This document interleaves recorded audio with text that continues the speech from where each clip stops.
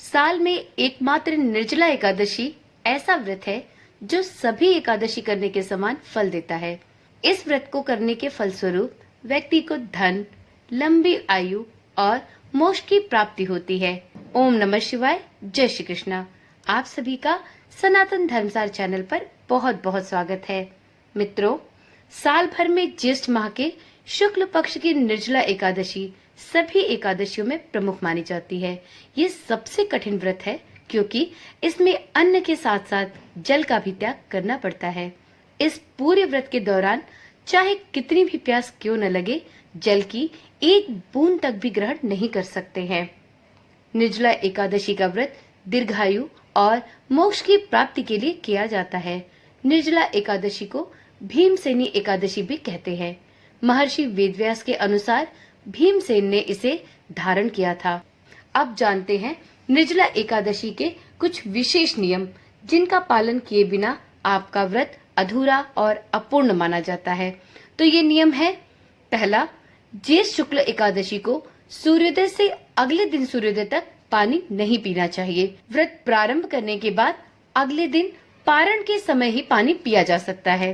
दूसरा है, धार्मिक ग्रंथों के अनुसार संध्या उपासना के लिए आचमन में जो जल लिया जाता है, इस व्रत में उसे पीने की अनुमति भी नहीं होती है। तीसरा, निर्जला एकादशी के दिन तुलसी के पौधे को जल अर्पित नहीं करें क्योंकि इस दिन माता तुलसी का भी उपवास रहता है। चौथा, इस व्रत में गोदान का नियम है, लेकिन जो लोग गोदान नहीं कर पाते वे भक्त इस समय लोगों को जलपान कराते हैं, प्याऊ लगाते हैं, लोगों को पानी पिलाते हैं। इस दिन भगवान विष्णु की पूजा के बाद, दान पुण्य के बाद समाज सेवा की जाती है। मान्यता है कि इससे पितृ दोष और चंद्र दोष दोनों ही दूर होते हैं। इस दिन कहीं भी जल का अपव्यय हो रहा हो तो उसे रोके, वृक्षों का भी संरक्षण करे और जितना ज्यादा से ज्यादा हो सके जल कलश का दान करे। पांचवा, निर्जला एकादशी के दिन गंगा जल से स्नान करने का विशेष महत्व है। इस दिन गंगा स्नान करने की स्थिति यदि नहीं हो तो शुद्ध जल में गंगा जल मिलाकर आप घर पे ही स्नान कर सकते हैं। छठा, निर्जला एकादशी के दिन जल देवता अर्थात वरुण देव की पूजा भी की जाती है। साथ ही इस दिन श्री हरि विष्णु के साथ माता लक्ष्मी की पूजा भी अवश्य करें। इसके अतिरिक्त श्री कृष्ण, चंद्रदेव, विश्व देवगढ़ का जलाभिषेक भी अवश्य करें। सातवां, इस दिन पीपल के पेड़ को जल अर्पित कर उसकी पूजा भी जरूर करें। मान्यता है कि ऐसा करने से यदि आपके ऊपर कर्ज चढ़ा हुआ है तो उससे आपको मुक्ति मिलेगी। इस दिन पौधरोपण कर जल से सींचना भी ना भूलें। पीपल, बरगद, नीम, कैथ का पौधा लगाना भी इस दिन बहुत ही शुभ माना जाता है। चलिए जानते हैं अब आठवां नियम। निर्जला एकादशी के दिन अन्न, वस्त्र, जल, जूते, छाता, फल इत्यादि का दान किया जा सकता है।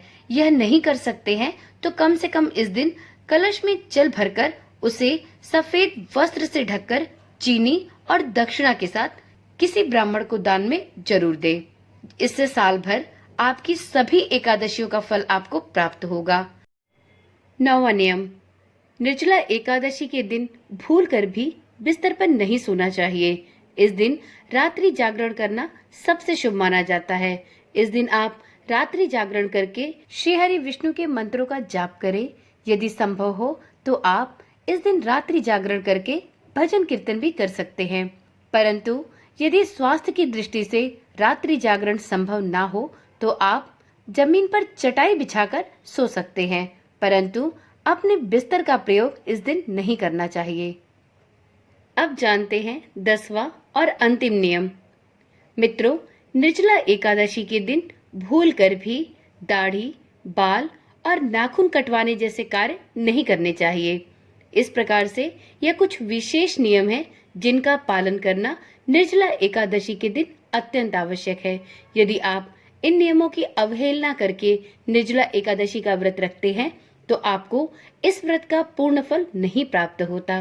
तो ध्यान रखें, यदि आप निर्जला एकादशी का कठिन व्रत रखने जा रहे हैं तो इन नियमों का पालन अवश्य करें। साथ में परिवार के सभी सदस्यों द्वारा इस नियम का पालन अवश्य करवाएं।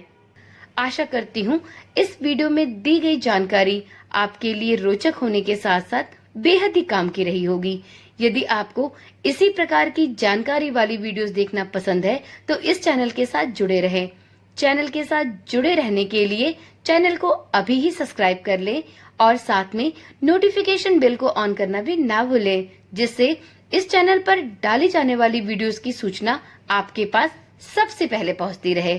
तो चलिए कल मिलते हैं एक नई वीडियो, एक नई जानकारी के साथ। तब तक के लिए ओम नमः शिवाय, जय श्री कृष्णा, राधे राधे।